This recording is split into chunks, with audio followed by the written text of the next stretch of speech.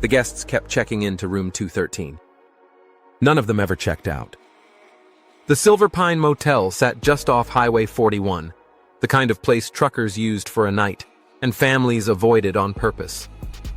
Its neon sign flickered in and out, buzzing like a trapped fly. Marla worked the night desk. 32 years old, 2 jobs, and 1 promise she'd made to herself. No more drama. She'd been there for 6 months. Quiet nights, mostly. Until last Thursday. That was the night a man checked in, room 213. He was polite, middle-aged, wearing a soaked denim jacket. Paid in cash. No luggage. Marla handed him the key, smiled, and went back to her paperwork. But around 2 a.m., the front phone rang. "Front desk?" she said. A pause. Then the man's voice, soft and strained. "There's someone in my room." Marla blinked. "Sir, are you sure you're the only one in 213?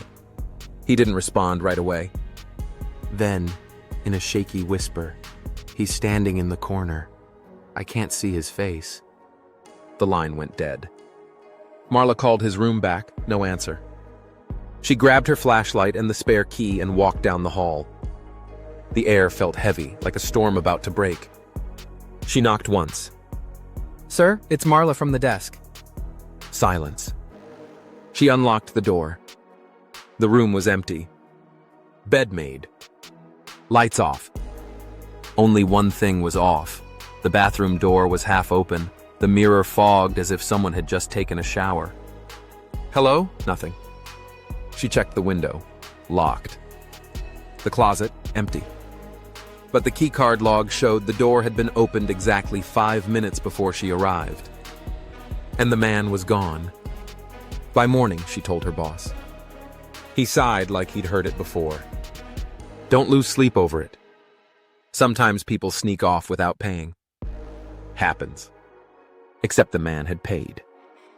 And his ID, the one she'd photocopied, was fake. That night, she checked the register out of curiosity. Room 213's last guest before him was another man. Same payment method. Same fake ID pattern. And both had checked in on a Thursday night. 2 months apart. The next Thursday, Marla decided to keep an eye on the security cameras. By 10 o'clock p.m., the rain had started again. A pickup truck pulled into the lot. A woman this time. Maybe 30, soaked, trembling. She walked straight to the desk. "Room 213, please." Marla hesitated. "That room's, under maintenance." The woman's expression didn't change. "I was told to take it." "By who?" The woman stared at her, eyes wide and hollow. "You called me." Marla's mouth went dry. "I didn't..." But before she could finish, the woman slid a stack of bills across the counter, grabbed the key, and walked down the hall. At 2:11 a.m., the phone rang. Marla didn't want to answer. But she did. A woman's voice whispering, "He's here again." Marla's heart slammed. "Who?" "The man in the corner." The line hissed, then went silent. She bolted up, shaking, and opened the camera feed for room 213. The grainy black and white footage flickered for a second, then locked in. The woman sat on the bed, phone in hand, staring at something just outside the camera's view.